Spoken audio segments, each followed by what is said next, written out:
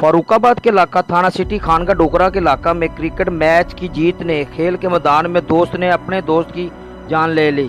Match जीतने की रंजिश पर मुखालफ टीम ने बल्ला मारकर कमसन हसनैन को क्रिकेट ग्राउंड में ही कत्ल कर दिया। मकामी पुलिस ने मुकदमा दर्ज करके एक मुलजम गिरफ्तार कर लिया। दीगर की गिरफ्तारी के लिए छापे जारी हैं। बताया जाता है कि मोहल्ला मोहम्मदपुरा का 16 साल हसनैन ने अपने छोटे भाई अली हुसैन के हमरा क्रिकेट मैच जीता तो मुखालिफ टीम खिलाड़ी मुलजम मोहसन और अरफान वगैरह ने बल्ले से हमला कर दिया। कमसन हुसैन बल्ला लगने से बेहोश हो गया। हसनैन को फौरी तौर पर अस्पताल पहुंचाया गया मगर हसनैन रास्ते में ही दम तोड़ गया।